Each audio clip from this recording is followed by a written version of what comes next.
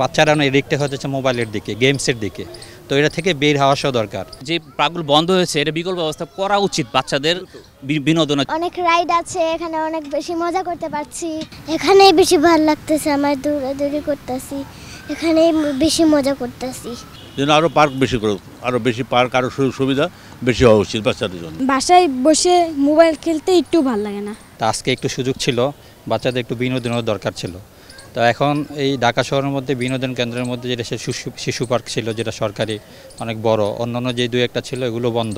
তো রমনা পার্ক আমাদের ঐতিহ্যবাহী পার্ক, এটা একটা খুব সুন্দর, এখানে প্রাকৃতিক পরিবেশটা সুন্দর খুব। তো মাঝে মধ্যে আমি বাচ্চাদেরকে নিয়ে আসি এখানে একটা পার্ক আছে, ওটার মধ্যে খেলাধুলা একটু গেমস কিছু আছে কিডস বাচ্চাদের জন্য।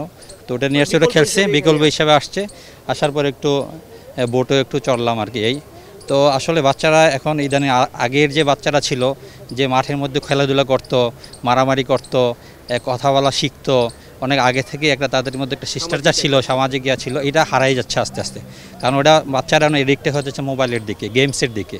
তো এটা থেকে বের হওয়া দরকার।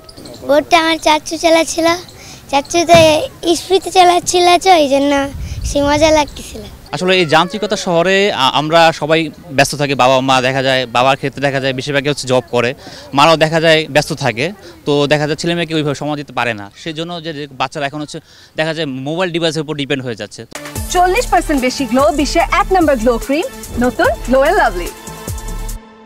পার্কগুলো বন্ধ হতে দেখা যাচ্ছে বাবা মারা কিন্তু তাদেরকে নিয়ে বেরোতে পারছে না কোথাও খোলামেলা জায়গায়। তো আমি বলবো যে পার্কগুলো বন্ধ হয়েছে এটা বিকল্প ব্যবস্থা করা উচিত বাচ্চাদের বিনোদনের জন্য। এটা ভালো লাগার কারণ হলো গিয়ে এখানে অনেক রাইড আছে, এখানে অনেক বেশি মজা করতে পারছি।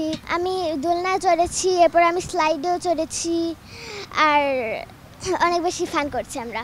এখানেই বেশি ভালো লাগতেছে, আমার দৌড়াদৌড়ি করতেছি, এখানেই বেশি মজা করতেছি। বাসায় একটু টিভি দেখতে আর মোবাইল দেখতে অনেক বেশি ভালো লাগে। রাইডে চড়েছি, অনেক রাইডে চড়েছি, যেগুলো আমি নাম জানি না। ঘুরতে বেশি আসতে ইচ্ছে করে। আমাদের সীমাবদ্ধ, খুবই সীমাবদ্ধতা। এখন কবি নজরুলের একটা কবিতা মনে হয়ে গেল, থাকবো না বদ্ধ ঘরে দেখবে এবার জগৎটাকে। তো এই জগৎটা দেখার জন্য এই শহরে কি আছে, পার্ক আছে, কোথায় কি আছে, চিড়িয়াখানা আছে, সব জায়গায় নিয়ে যেতে হবে। তাহলে তার মানসিক বিকাশটা হবে, আরও 5টা বাচ্চার সঙ্গে মিশলে একটা রিলেশন বিল্ড আপ হবে। তাহলে এদের মধ্যে সামাজিকতা সুন্দর গড়ে উঠবে। এখন ঘরে বসে এক কোনার মধ্যে ওই মোবাইল টেপা আর ওই কম্পিউটারই করা, ওতে কোনো রেজাল্ট হবে না, ওটা বরঞ্চ ওয়ান সাইডেড হয়ে যাবে। বাচ্চারা কার সঙ্গে মিশতে পারবে না। এখানে হচ্ছে যে অন্য বাচ্চার সঙ্গে খেলছে, মজা করছে, একটা সুন্দর সম্পর্ক গড়ে উঠছে। কাজে এইগুলি দরকার আমাদের, যেন আরও পার্ক বেশি করুক, আরও বেশি পার্ক, আরও সুযোগ সুবিধা বেশি হওয়া উচিত বাচ্চাদের জন্য। অনেক বাচ্চারা এসে আর খেলতে পারছে অনেক সাথে। বাসায় বসে মোবাইল খেলতে একটু ভালো লাগে না। এখানে আমি পার্কে এসেছি, ঘুরতে খুবই মজা লাগলো। অনেক ছেলে মেয়ে ছিল, আব্বু আম্মুর সাথে বেড়াতে এসেছি। আমেরিকাতে অনেক ডিফারেন্ট। আমেরিকাতে লাইক বেশি জায়গা নাই যাইতে হিস্টোরিক্যাল, আর এখানে অনেক জায়গায় আসছে লাইক শহীদ মিনার। বাচ্চাদের তেমন ঘোরার জায়গা নেই, তাই এখানে নিয়ে আসলাম আর কি। আর সবচেয়ে বড় কথা হচ্ছে আমাদের যে সংস্কৃতি, আমাদের যে ঐতিহ্য, এটাই মেয়েকে দেখানোর জন্য নিয়ে এসেছি আর কি এখানে। যেমন শহীদ মিনার থেকে ঘুরে আসলাম, ভালো লেগেছে আমার। সব কিছুই, পরিবেশও ভালো, পরিষ্কার পরিচ্ছন্ন আছে।